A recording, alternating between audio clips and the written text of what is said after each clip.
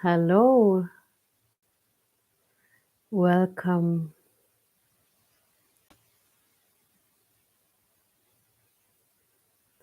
So, if you want to introduce yourself in the chat, feel free. Can you hear me? I've done this once before, so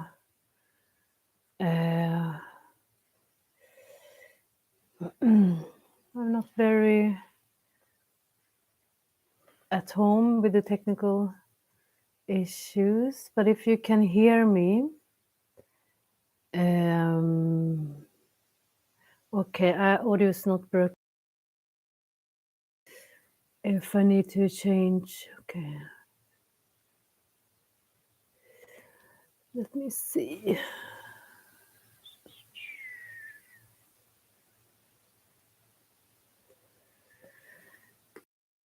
Let me see.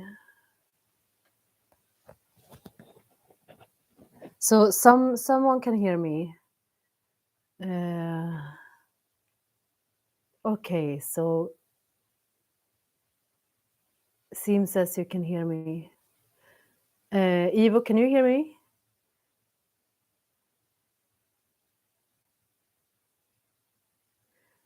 Gabby says loud and clear. I'm happy. Okay, good. So seems as I coming through. So many showing up. I just felt this call today to come on live, and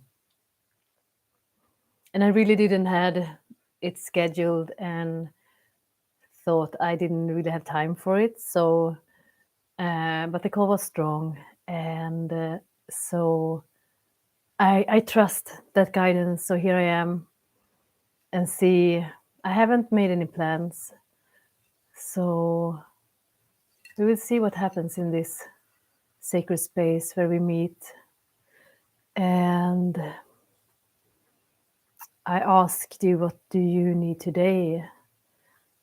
And our dear Master Evil is needs clarity of mind, harmony of my feelings and compassion, patience with the world around me. And I think we do agree with that. And I need physical healing today, yeah. So let me see. Okay, and Eva can hear me as well, good. So in the last video where I shared about the dark night of the soul, what it is, and I felt so strong lately to come back to this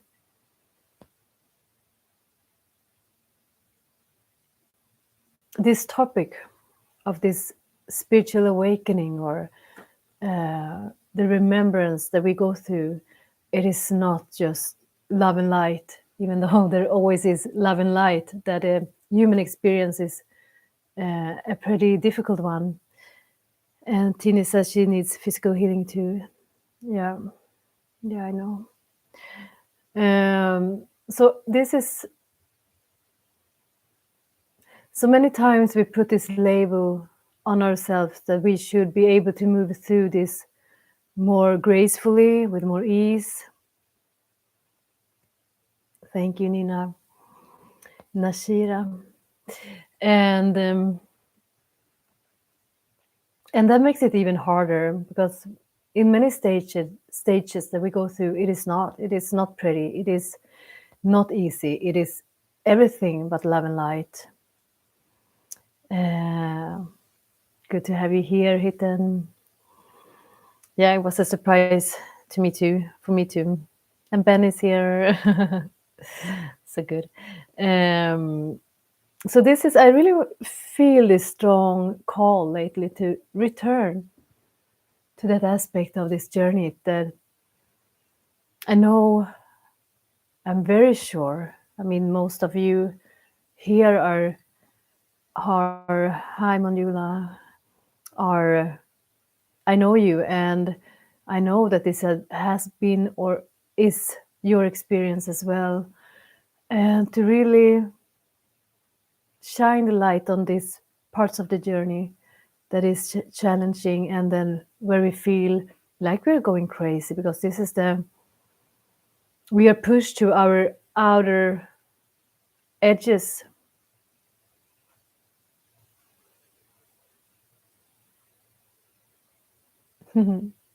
Welcome, Indigo Tree. And Manjula shares that she wishes to remember how to use our spiritual abilities, and this is the gain when we go through this. We So I don't know if you watched my latest video where I talk about the journey through the dark night of the soul, and what I maybe didn't really mention in that one is that when we come out on the other side, even though we completely, even if it's us coming completely out of the dark night of the soul, or moving through one of these passages, there is always a greater connection. There is always more light, and there is always, in my experience, a greater awakening to my abilities and to my gifts. So this has been, even though I always been clear,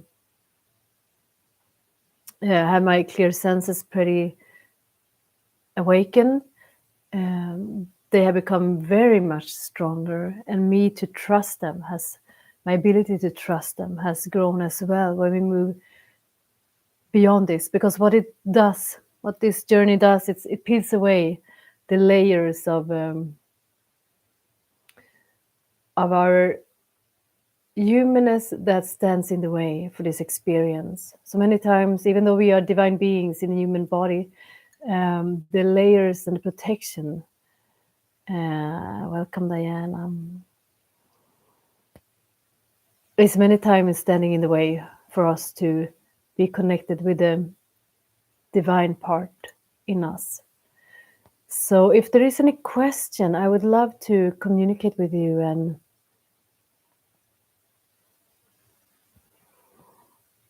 I'll answer your questions if you have any about the journey that we are on and how to navigate or whatever.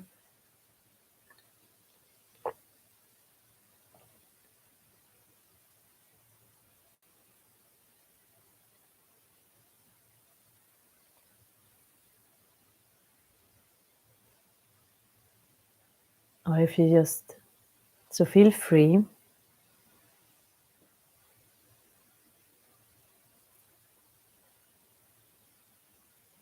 It seems as for now there is no questions. So maybe there is a greater need for us to connect. Let's see. Yeah. So yeah, okay. So Master Evo asks how to stay grounded at peace outside of meditation in real life. And this is a good one. So many times we experience that we are able to cultivate peace when we are sitting in meditation, and as soon as we open our eyes and connect with the world outside of us again, we lose this connection. And this is actually, it's all about practice, and it will come with practice. So what you do before you open your eyes is that you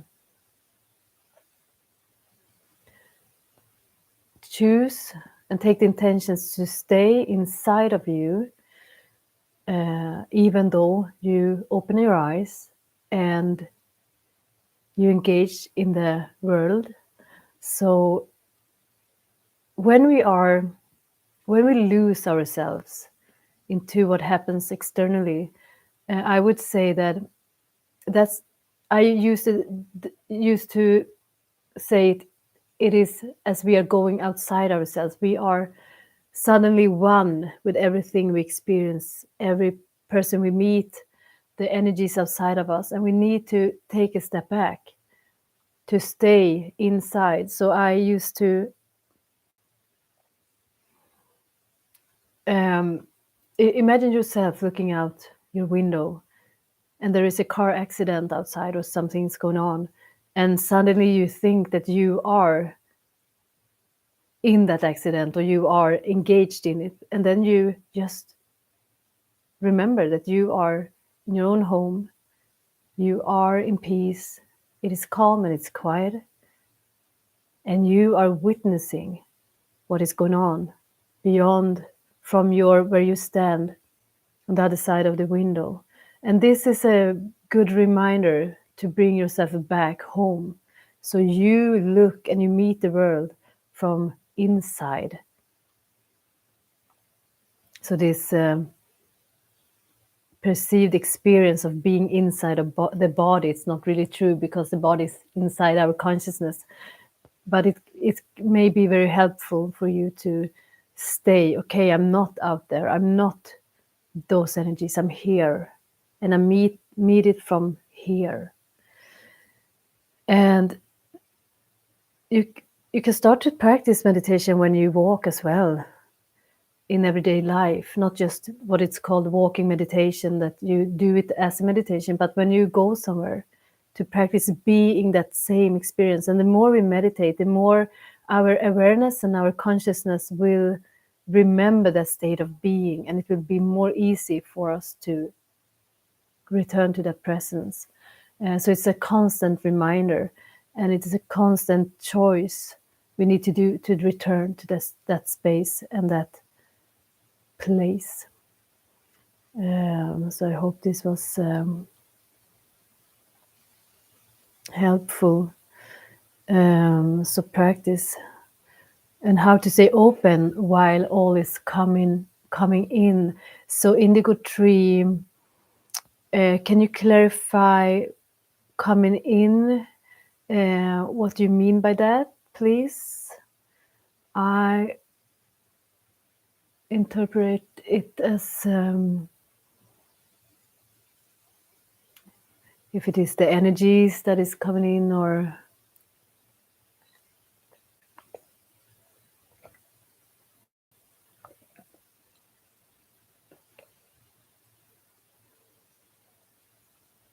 if that is, it is the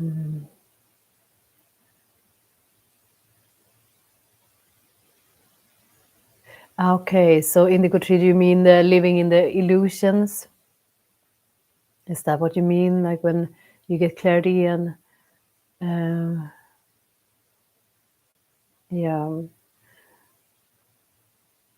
So yeah, okay. So how to navigate when we awaken, when we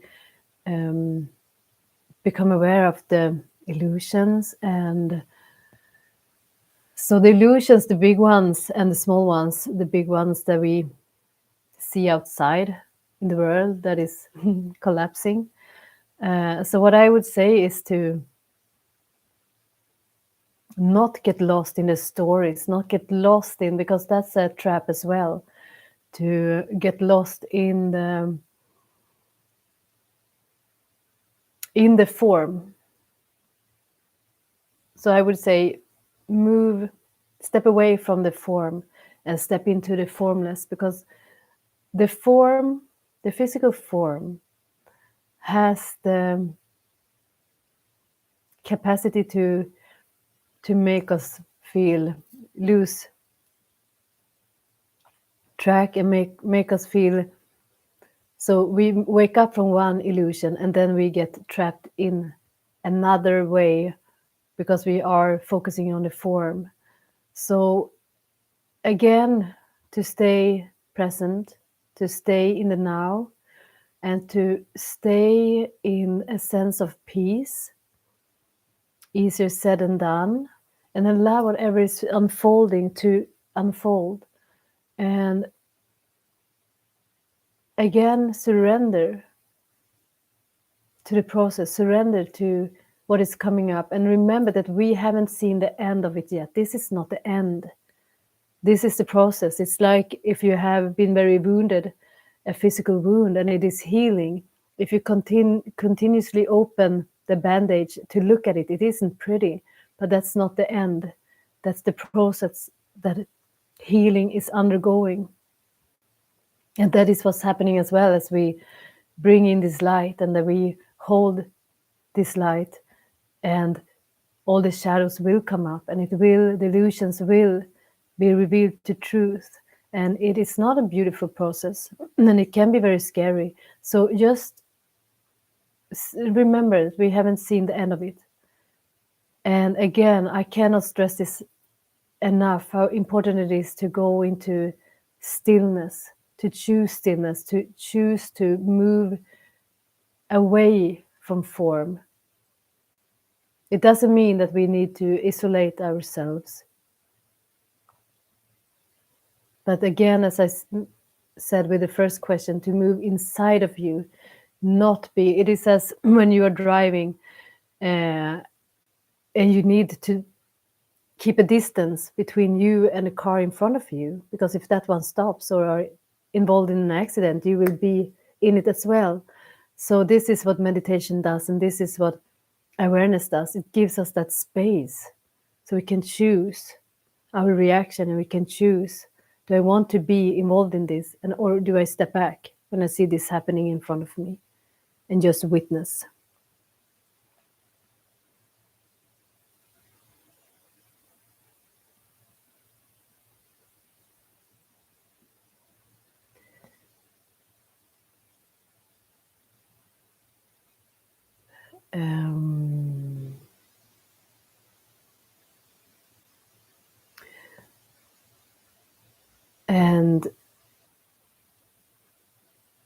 And sorry, where am I? Tini says, what do you think about the solar flares? Maybe I'm so strongly sensitive to them, and that's why my body is freaking out. Yeah, the solar flares are intense, and they are keeping to get more intense. So what they do. So the sun and the central sun, the great central sun, is portals, and they are. What is happening right now is that they are, as we are connecting to them and we receive these flares, we are aligning, we are getting new templates and reawakening our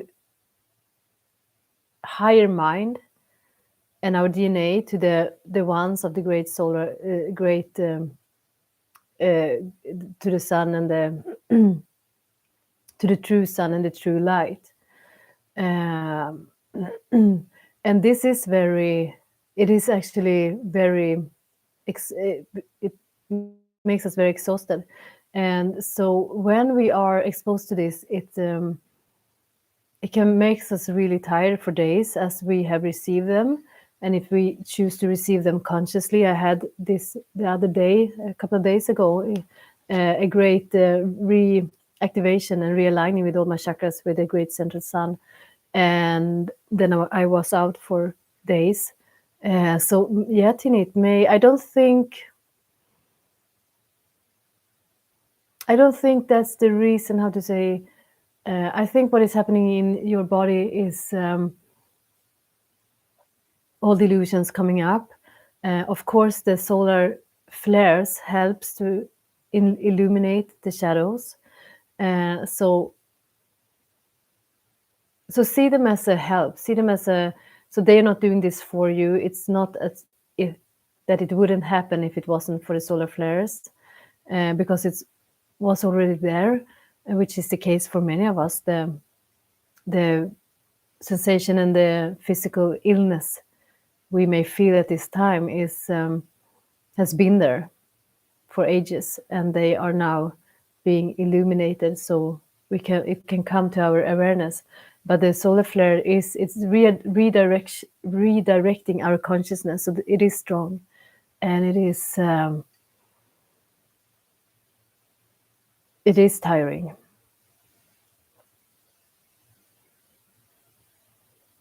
So connect to the sun if you're able to, if the sun has returned or is present where you are, and receive it. receive it and see it as something that is helping you. See it as something that is actually healing you, that's bringing you, aligning you. That is what the solar flare does. It is actually aligning us to new template. SRS Coleman, and it tips on moving through the fear of awakening. Yes. So could you please tell me a little bit more about this fear? What is the actual fear about? It would be helpful to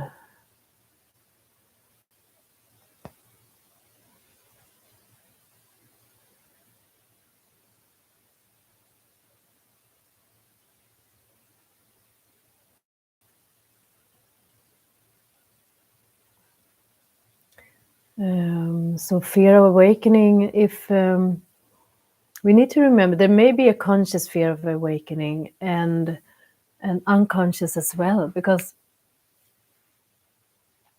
we need to remember the human brain. The parts that is most activated in the human brain are the ones that is not connected to divinity. It is not connected to source. It doesn't know about it. Its only purpose is to keep us safe, and to be safe is to stay in the known, and the awakening process is to step beyond and into the unknown.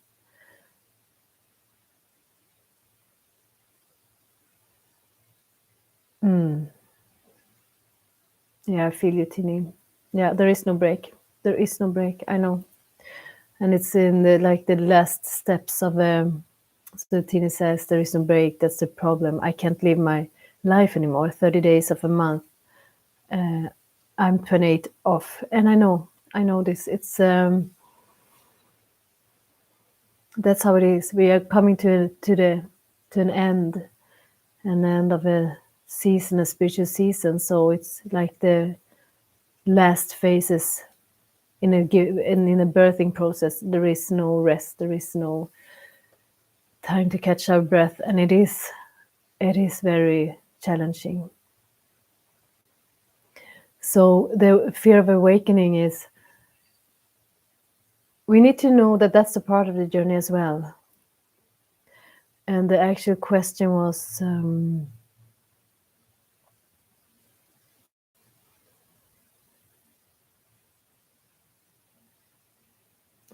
you're welcome, Evo. Any tips on moving through the fear of awakening? I would suggest again to, as much as possible, to connect to what I call your true self. And for me, that is through meditation, I need to move beyond the rise and fall of emotions and thoughts to the true self that rests in peace always. And that's the case for all of us. And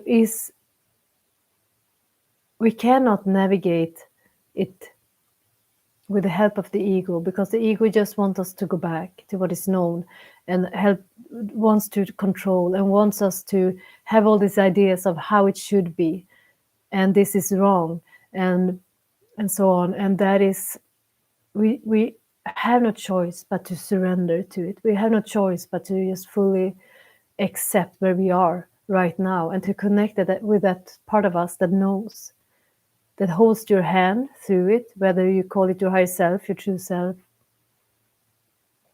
spirit, the one in you that is always connected with spirit, with source, and that guides you through this process, like a child, like a parent guiding a child, right?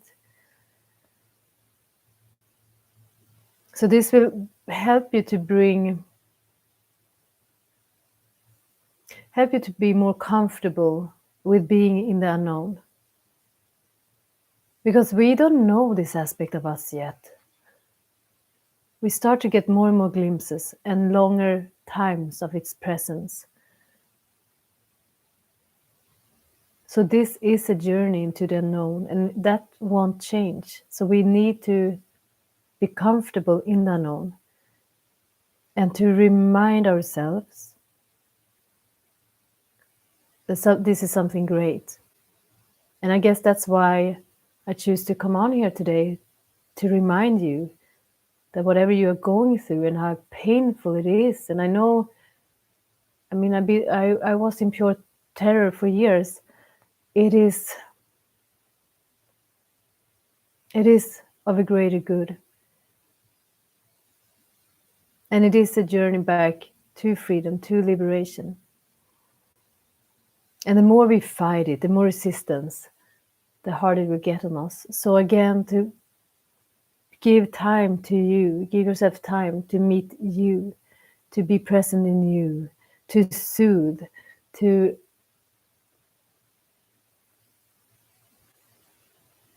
give yourself time off, in that sense that if you need to be alone, be alone.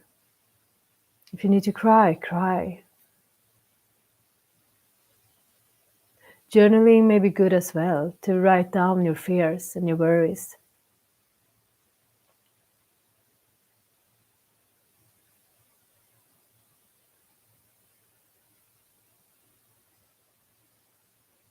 Yeah, so this is a clarification. It is the fear of the unknown and letting go of the control and desire to stay comfortable. Yes.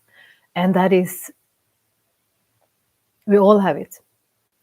And what happens is that when the comfortable will get so uncomfortable, so we have no choice but to surrender to it. And the more we can surrender in advance, and remember that's not the human nature. We hold on with all we got till we cannot hold on anymore. So there is this saying to learn to die before you die. And that is so true. Allowing the ego to die for us to wake up.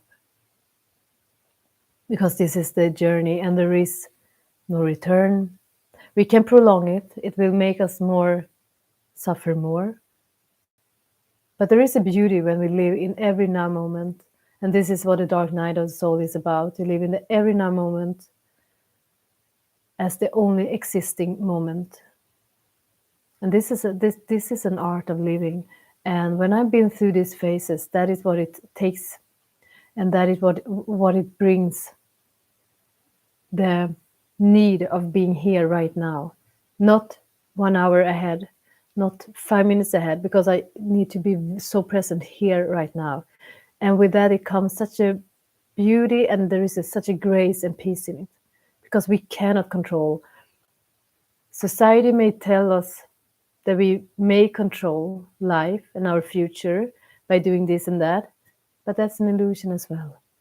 It doesn't mean we cannot take care of our circumstances, but there is no guarantee. So be gentle on yourself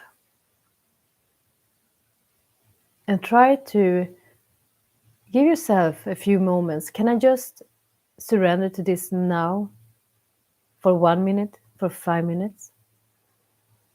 What happens if I just surrender right now, right here, and accept what is as it is right now?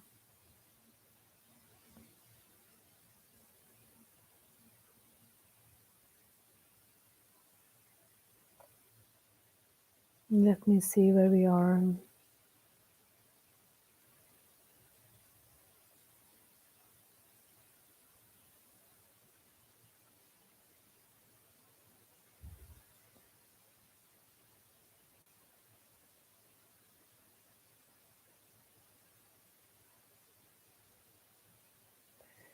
Let me see if I lost.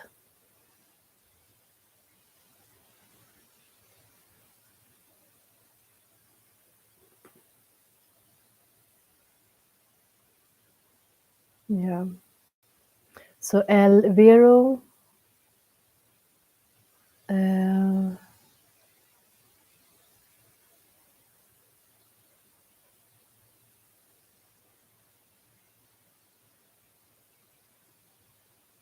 so how to find my inner guidance when I want to, and I am in stillness, and still it feels like I'm alone, even when I do everything to work with myself and doing the inner work.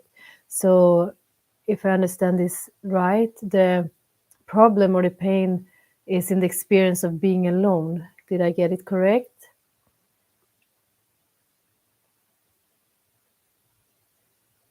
So, if we that's the case, so we need to remember that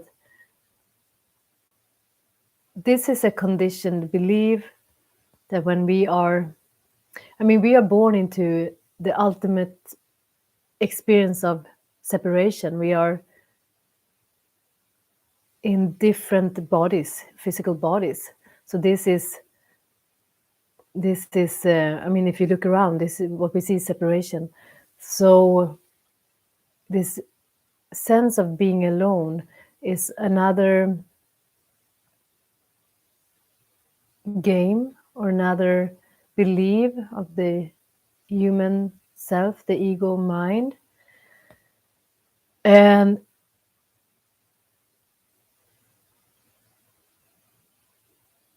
so if you look at our society, everything is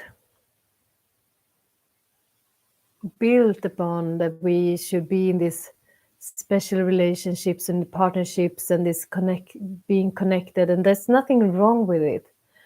But we do not need another person to feel connected actually. And A Course in Miracles says that bodies cannot unite, but minds can. And look at us now. We are all in different places in the world, separated, but we are together, and I feel such unity and oneness. So that's very conditioned in us to feel alone, and it doesn't mean that this experience cannot be. But that's possible to move beyond as well. So what I would say is that, first of all, don't fight that experience. Don't try to make it go away, or try to pretend as it isn't what it is.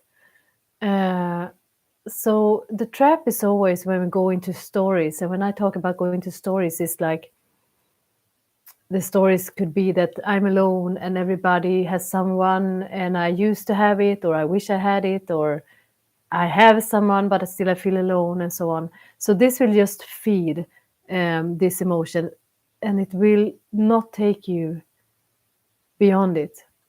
So let go of everything, all the stories. That's always the number one rule, I say, to let go of the stories and come into and move beyond, and allow the sensation to be just energy. That is what it is. And then you will become aware if it is created by your mind, by the stories.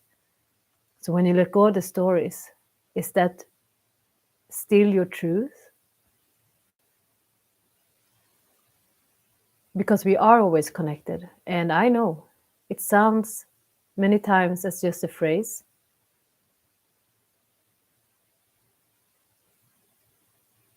but many times we had this experience of loneliness, and without anything external has shifted, we may be in a totally different internal state where we feel connected, when we feel the presence of that, of God, of Source, of our family of light. So this is possible. It is possible, and many of us have this from childhood and other lifetimes, this experience of abandonment, and this is maybe something that is coming up for you to be healed, and for you to realize that you are connected beyond.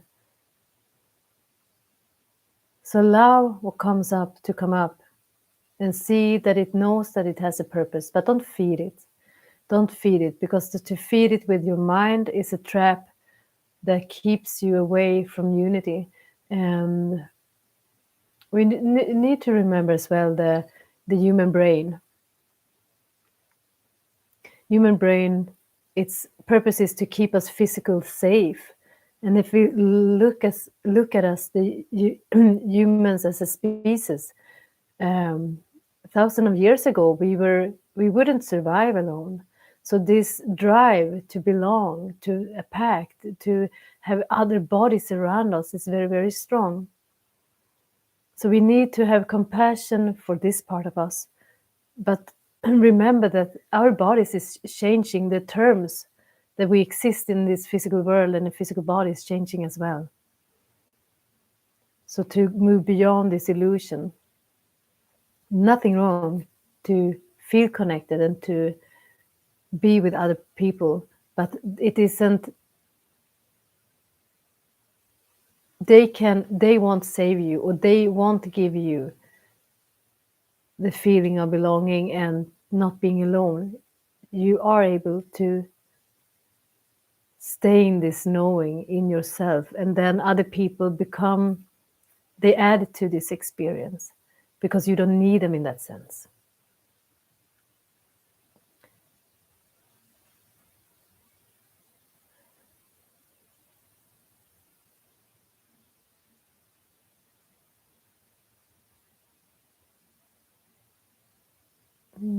Kevin Light is here with us. Beautiful. Yeah, so many great questions. Am I...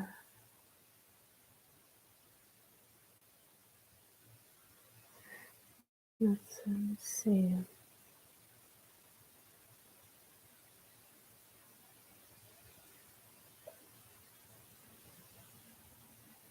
So, am I right now? If R is the next question.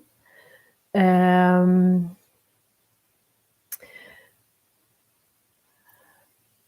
me see.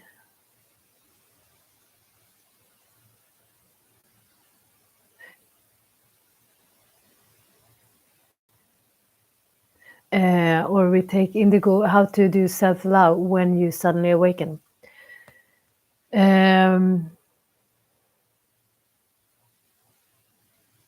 I would say that self-love, the greatest act of self-love, is to allow what is arising in you, to give yourself, to hold yourself in love. And it is, as again, easier said than done. But to do not judge yourself, and do not judge or compare your experience with anyone, anything, but rather allow your experience to be yours, and whatever is arising in you, to embrace it. Again, let go of the stories about it. But remember, when it comes to self-love, we are many times our own worst enemies. So how would you treat a child, a loved child, a dear child to you?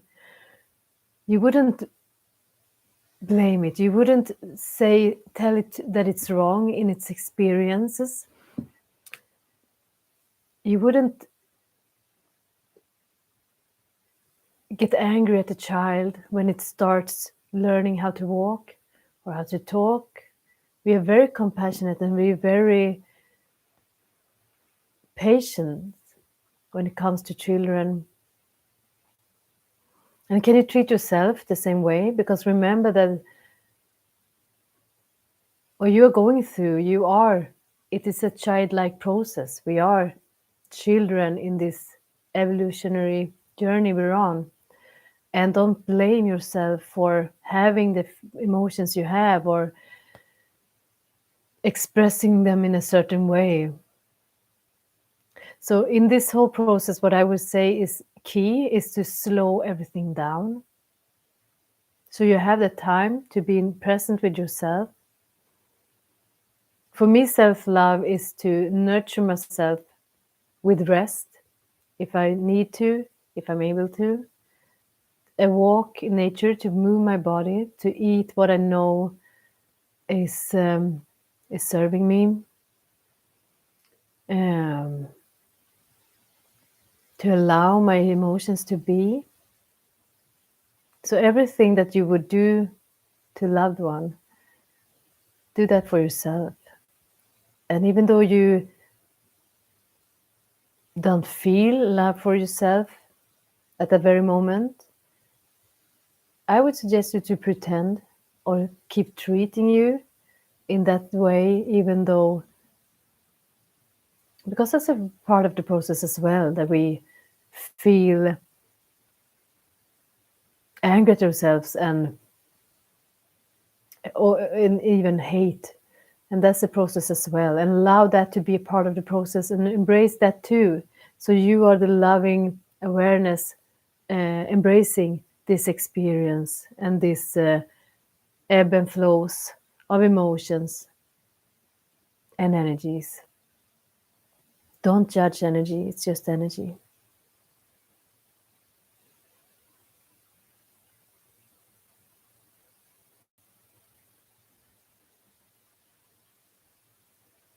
So I saw someone on YouTube saying it is actually bad to manifest on the full and new moon, and it to be best to manifest when the moon is trine or sextile the sun. Is this right? Or actually, I don't know. So what I learned is that it's best to manifest in the at the new moon. Let me see. So what I experienced um, lately is that the moon very much help us navigate our human experience, our emotional, our the energy levels, and so on. It is a reflection and shedding light on our human self, and this great central sun is our the children of the light. It's awakening us as the children of the light. So for your actual question, I maybe there is someone here who knows more about this topic, and feel free, because I need to be honest and I don't know actually. So what I would say is to feel into what resonates with you, always, always. I always feel this at the new moon, these energies, this inspiration. So for me, it feels right to manifest at that time. But yeah, see what resonates for you.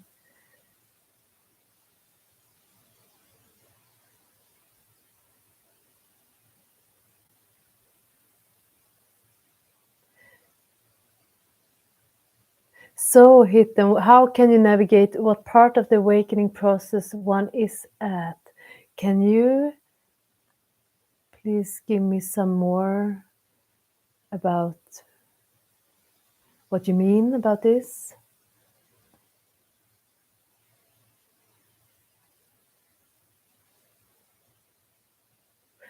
Yeah, Matthew Rowley says you're always manifesting. Yeah. So what I think art talks about is this conscious manifesting.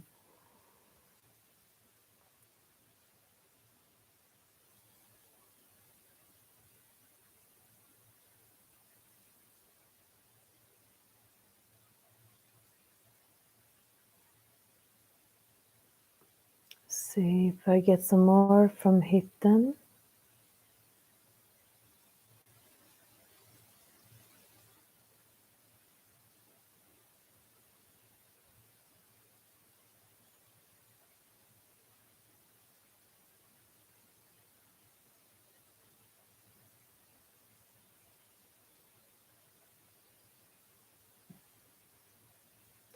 So for just wherever you are on your journey, embrace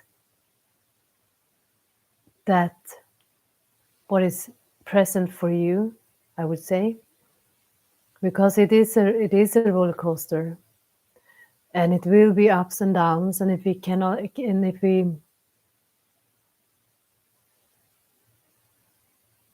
Yeah. So that is the so Hitten says so there is are many stages in awakening. How can one know where one is? So that is another I would say a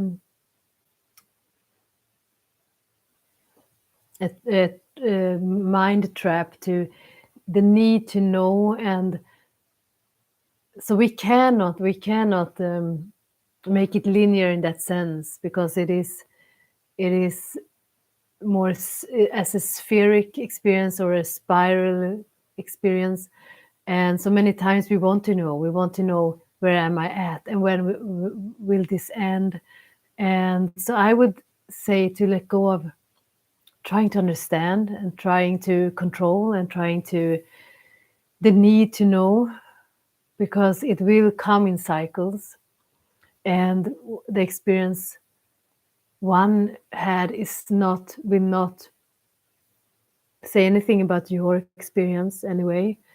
So just surrender into the unknown and allow this force, the greater force that has awakened, that sparked this awakening process in you, to carry you, because it is and it will. So be with what is at this time, in this moment. And I know that this is not food. What I present is never food for the mind. So I talk to the parts of us that is in the knowing, that is here, ready to remember. And many times that is not what the mind wants. We want clear answers, and we want to grasp, and we want the answers to take us to a better state. So if we can just surrender to the now and not hold on when we had been in these more beautiful states that we like to, that we call more beautiful or experience to be more beautiful, if we can try not to make them last or hold on to them, because in that is a suffer as well. So that this is really a practice of allowing everything to come and go in presence. And I'm sorry, Hitten, that it was not maybe the answer you were looking for, but this is what came through. Yeah, when we surrender, when we think we have surrendered, we need to surrender more. It's always another level to it.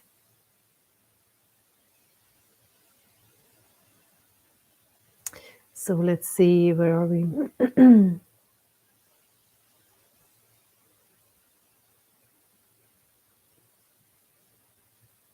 So Kioma Wilkins says, "Hi Camilla, I have been having a hard time sleeping through these energies. I'm having a hard time navigating through this. What can help? What can help with this?" So yes, I know everything about not sleeping. That's always how it turns out for me when there is an imbalance or strong downloads and energies. And I would say, I mean, there is many with you who doesn't sleep. And what I say when I work with clients who have the sleeping issues is to, first of all, let go of the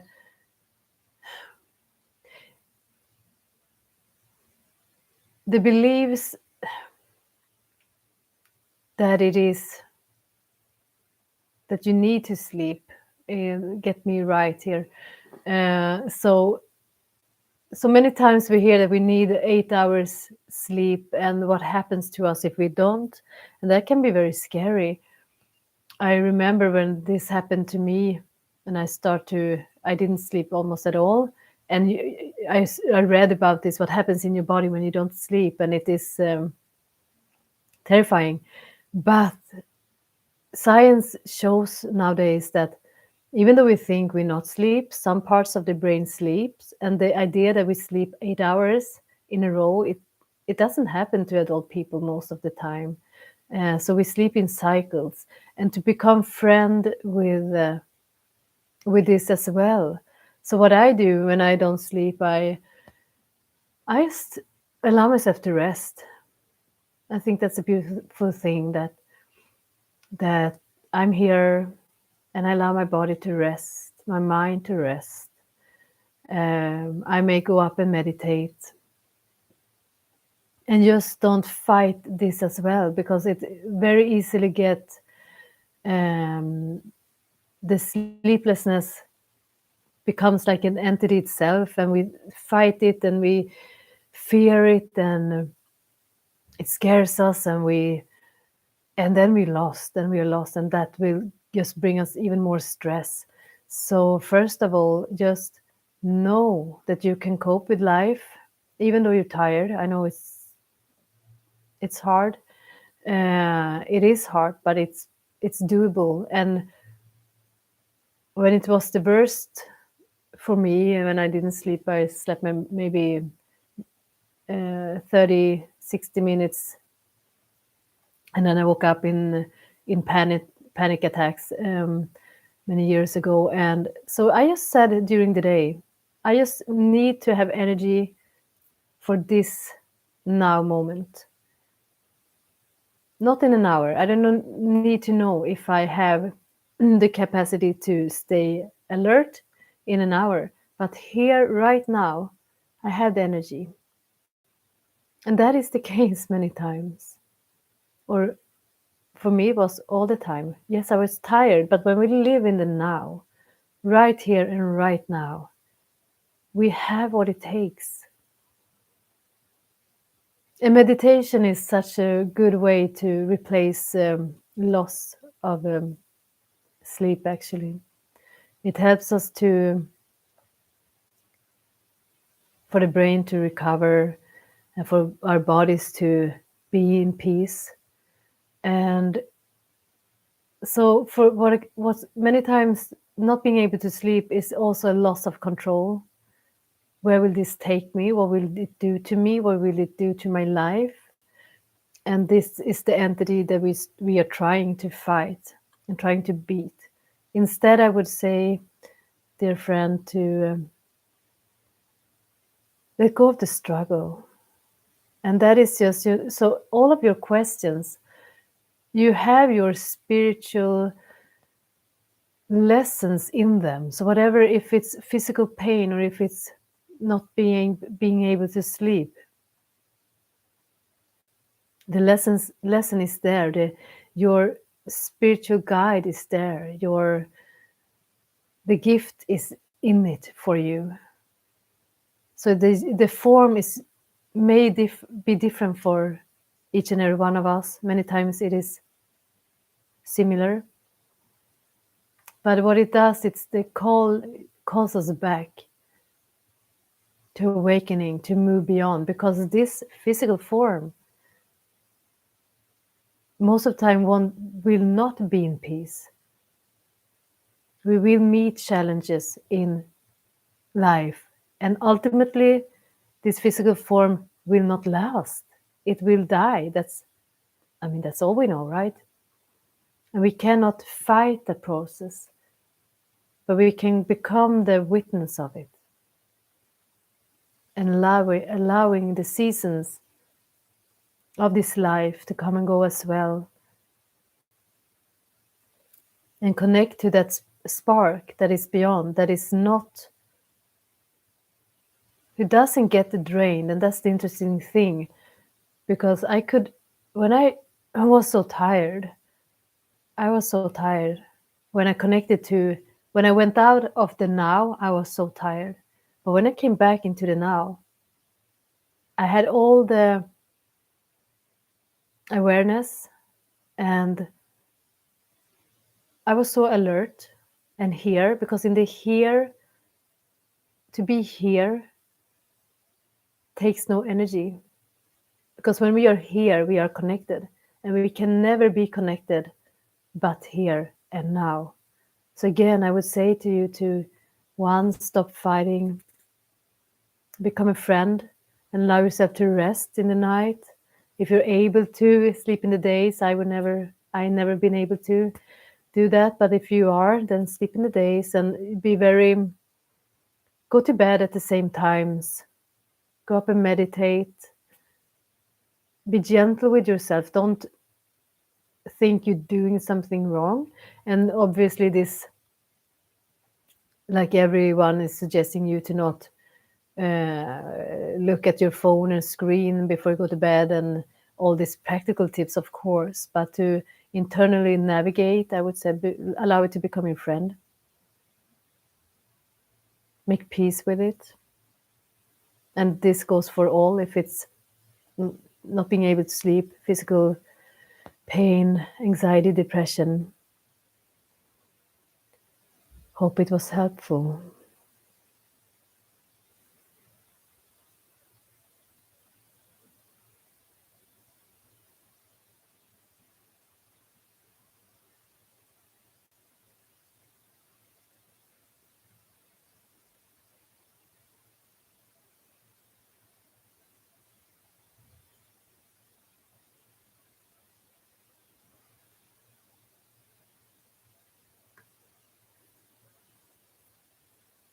Yeah, so Matthew Roller, yeah, totally. So the question is, do you think it's true a lot could be afraid of their own power if they were fully awakened?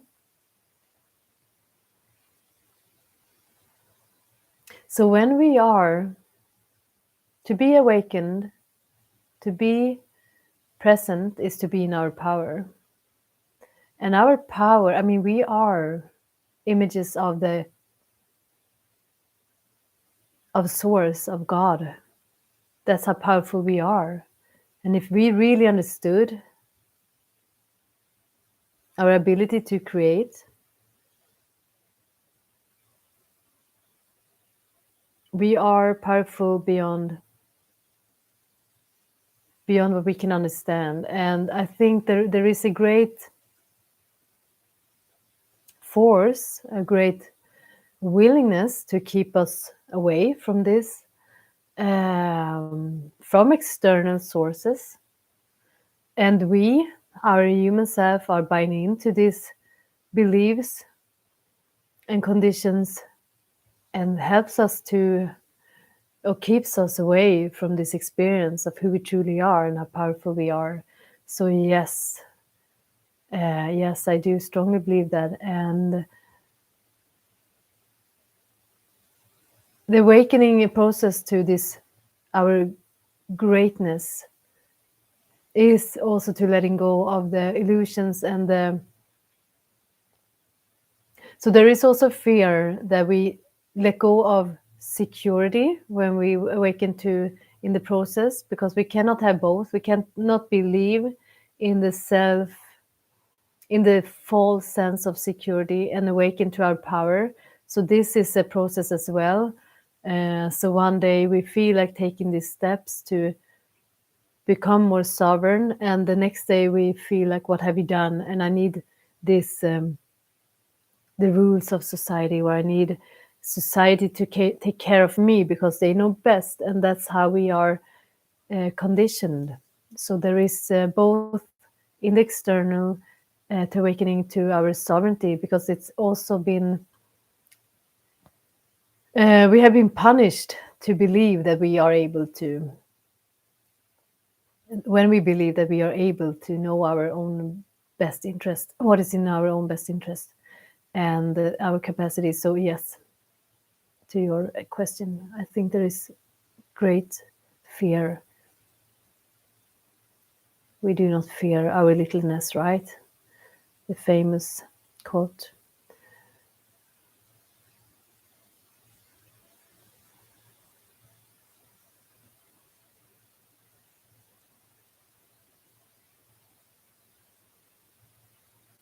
Yeah, evil life is constant change. That's true.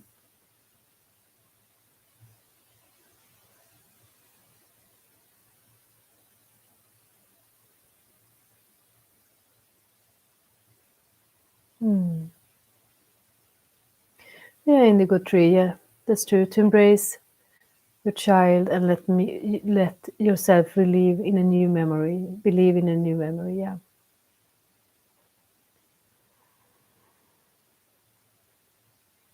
And Kevin Light, I'm happy that you find the answers to be clear.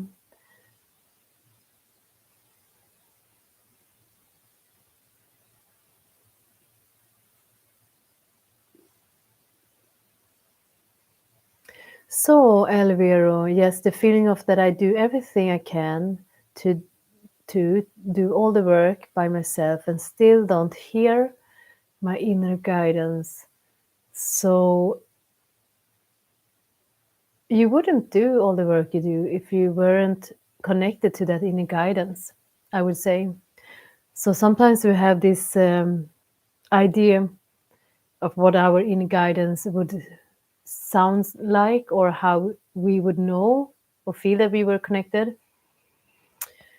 And as I said in the last video, the dark night of the soul as well, that many times when we are in the darkest places, it is as this direct our spiritual guides taking a step back, because there is a need for us to feel like we are lost, to surrender even deeper. So that may be the case as well. Um, so as we continue this journey, there will be greater, the connection will feel more strongly. And all of you are connected, of course, and you are answering the inner guidance you get, even though you are aware of it or not. Um, remember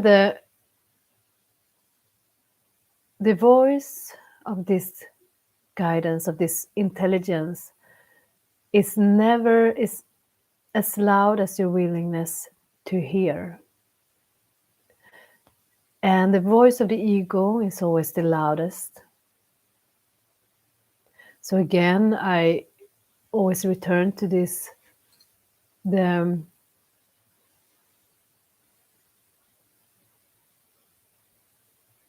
not how important, but how much it nurtures us to become silent and still, because it is in stillness we are able to hear, to feel, to perceive.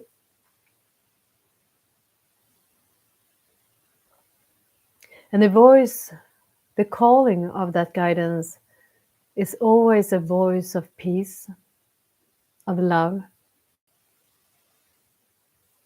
It's never that you should or you shouldn't.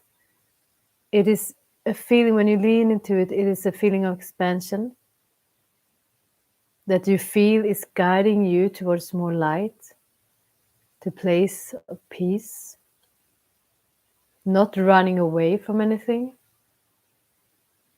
but just calling you home. And this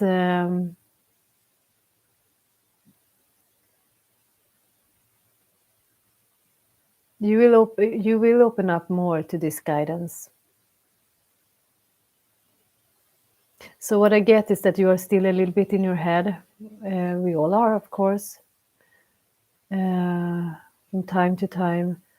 But sometimes this voice is calling to us, and we are so occupied in this trying to hear, trying to feel, trying to see. So we miss out because it is a whisper. So I would say let go of the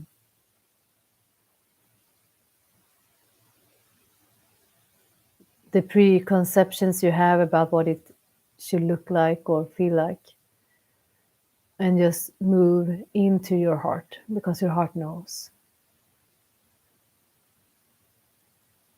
Your heart knows.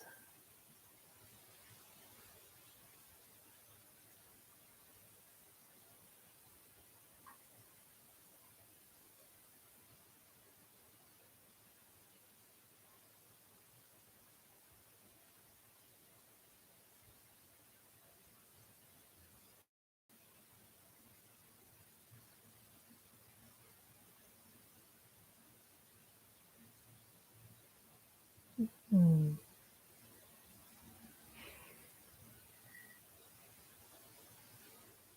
Let me see, where are we?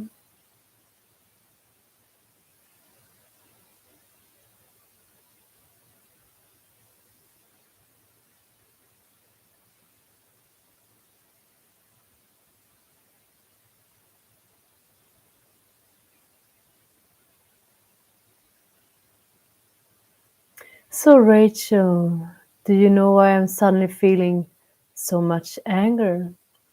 So,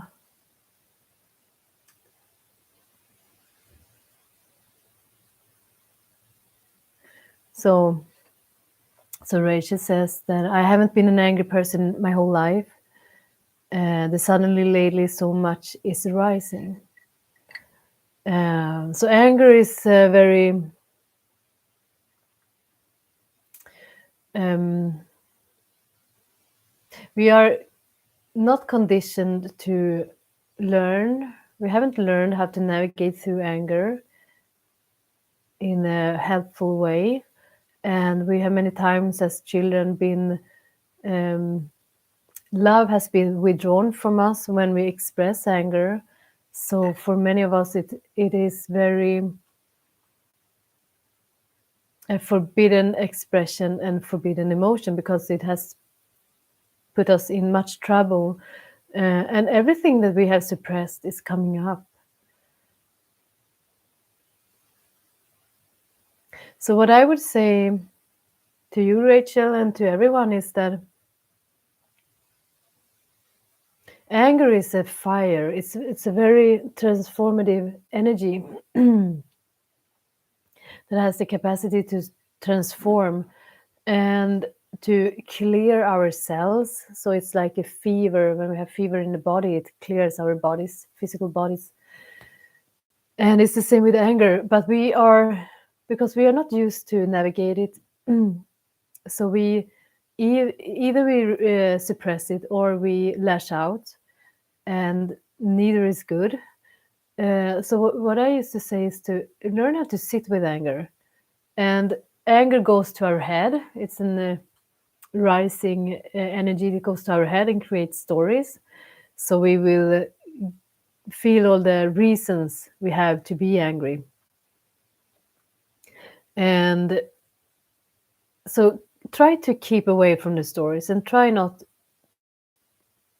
to not let them to just move you away from experience the sensation of anger, because that's a defense mechanism actually to create these stories, so we are not one with experience of that emotion. So instead stay with energy and allow it to move in your body and breathe and see how does it feel in my body. I bet it may feel very uncomfortable because we are not used to allow anger to just be and to allow it to move. And if you feel that you need to move as well do. But most important is to breathe and just become very present. And sometimes it will help if you have suppressed anger for the bigger parts of your life. It may help you to take it out on a pillow, or if you're able to go somewhere in a car or something and to just scream, if you're able to just tense your whole body as hard as you can, your jaws, your hands, your whole body, all the muscles in your body, to help to um, release this energy from your cells. So see what works for you, because it needs to be felt, and it's all this injustice that we feel has been done to us, and especially as we were children and we were not able to um, make our own decisions or to make ourselves heard and seen. All the injustice that we experience, it is stuck in our bodies, and the energy needs to move. So I would say it's nothing strange. It's not strange that we awaken, that anger rises in us. Yeah, yeah, Rachel, I hear what you say. All the people who have abused, taken advantage of me, and that is when we do not learn how to put boundaries, and that we have the right to put boundaries. Of course, this happens to us. And it happens to all of us in our lives. We all have this experience, and of course this awakened anger in you. So I would say there will be a process of you will go through all these stories and then try to move out of the stories, try to allow the energy to move through. And when you do, and when you feel that it has released some, come into stillness, and again come into connection with the part of you who has been untouched by these events that you've been through, and that no one can really touch in that sense. No one can get through to the core of you and disturb it in any way.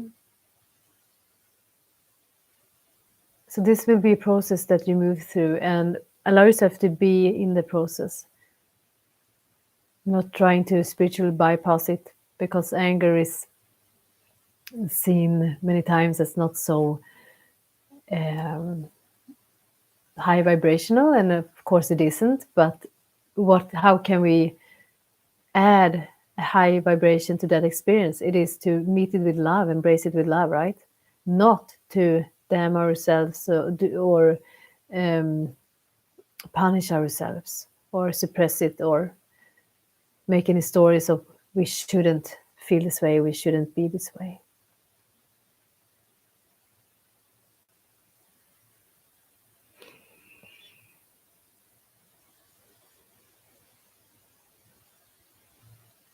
Yeah. Indigo tree, how to stay off future mind, to return to the now. And this takes practice as well, because there is, again, it's very addictive to go into the future or linger in the past, to choose to, again, what I call get out of the stories, make this conscious choice to be here now. And I think we will talk more about how to practice being in the now, how to stay present later on. So again, to just come back, actually. See if we can do some more before we wrap up.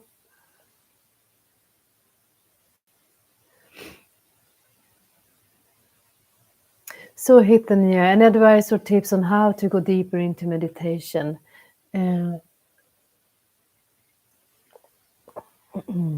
So meditation is always, it's also about surrendering, to surrender to the experience right here, right now. So when I have students, that I teach to meditate, many people say, I tried it, but I'm not good at it, for example. So actually there is no wrong and right in meditation. It is just to show up and to know that even though there is many thoughts, you're always benefiting from the meditation. So when there is much thoughts going on, and that is what happens in the beginning when you start to meditate, this is actually balancing your nervous system. So it all has a purpose. So the idea that we are beyond thoughts, it will eventually happen. Not so much that there is no thoughts. There may be this times without thoughts, but the thing is to allow and to be the witness and to not engage and just be the silent witness to what comes and goes. So just surrender to your experience right here, right now, and don't label it as yesterday I was so good and I was so deep in my meditation, and now this was not a good one. So just be where you are and not trying to reach for a certain experience or a level or anything, but just make sure, just check yourself when you have gone, when you have allowed the thought to take you away from presence, And there will be more about meditation as well, and there will be a course about meditation coming up.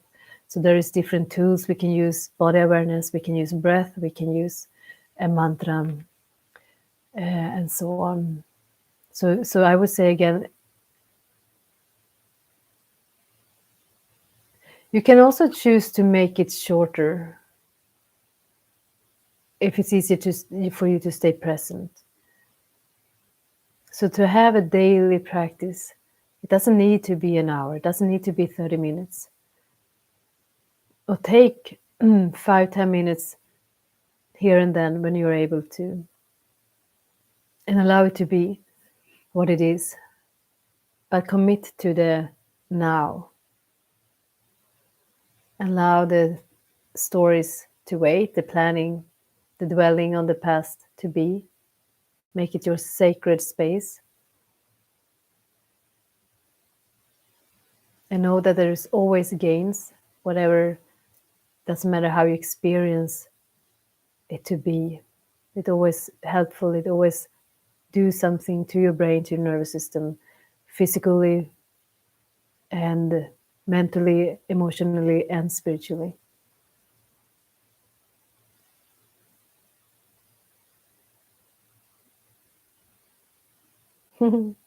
Yeah, even those Buddhas, I guess it's one for me, one for my partner, one for my son. But actually, I had those Buddhas before I had my family. But no, I just love them and their calm appearance. So they are here watching over us.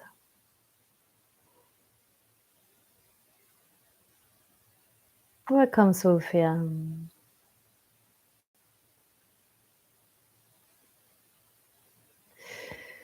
So Ivona asks why some of us doesn't see, hear, know our spirit team.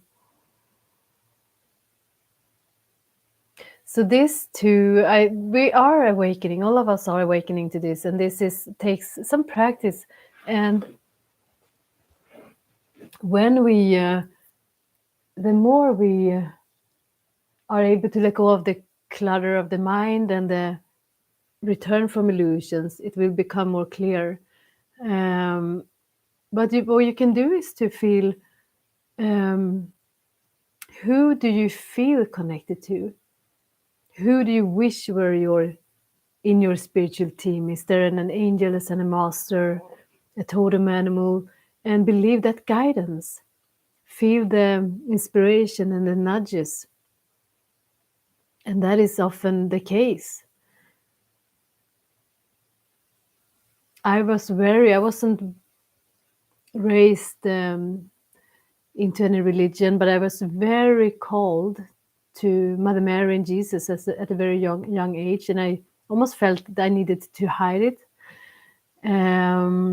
because my mother was raised as a Catholic and had very bad experience of it, and I had this longing, and they are two of my main teachers and guides today. So see who is calling you, I would say, and trust. And many times when we think we have difficulty to perceive them, they connect with us very much in our sleep and when in our dreams. So know that they are,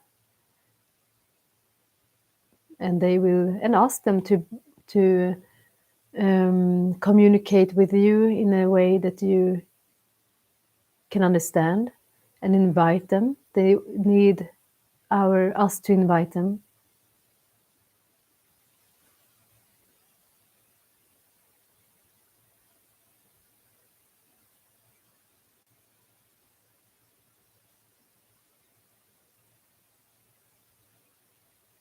Yeah. Let me see.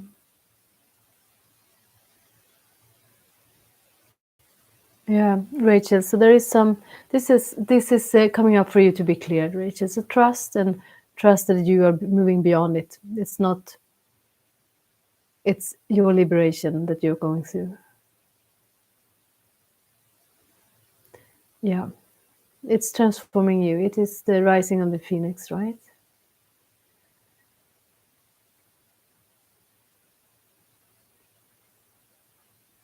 Blessings, indigo dream. Hmm. Yeah, I will share about the meditation program. So I think we are wrapping up. I think that was the questions for today.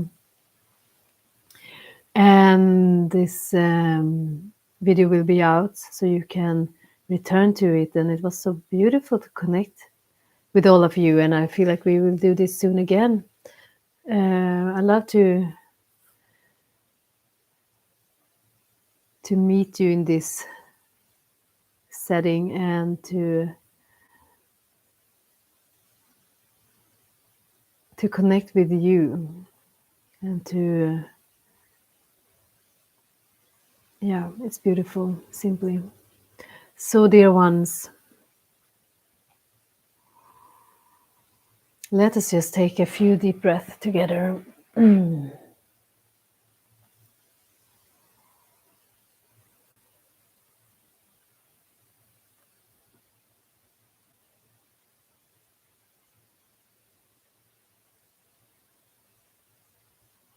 Yeah, Ivona, so the angels are calling you. They're calling you back. Yeah, blessings to you, all of you. So let us just take a moment out of time and space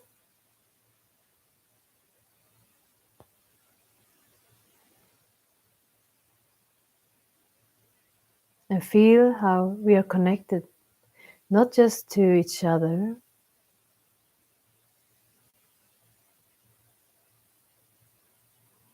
but to the source, to the divine that we all are a part of.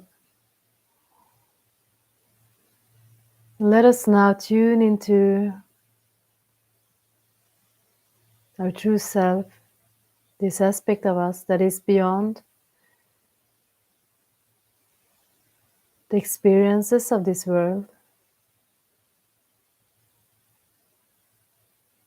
that cannot be harmed, that is never confused and never lost, that is full, perfect health, that is love and light, eternal peace.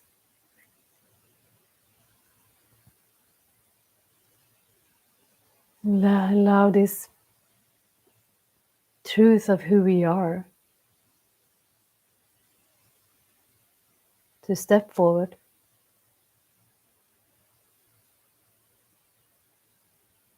to shine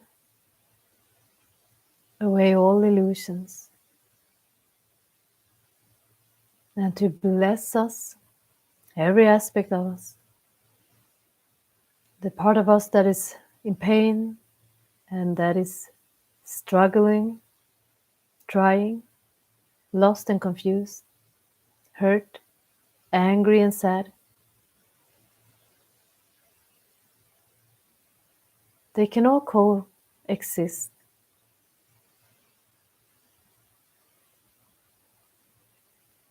and follow under the guidance of your light,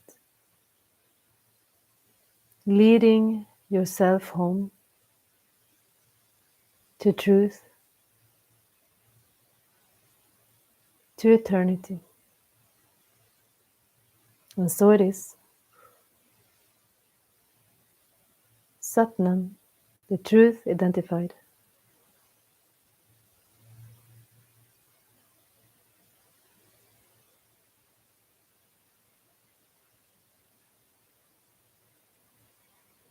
Okay, dear ones. So I thank you all and I send you very much love. And I'm looking forward to connect with you soon again. Blessings, dear ones.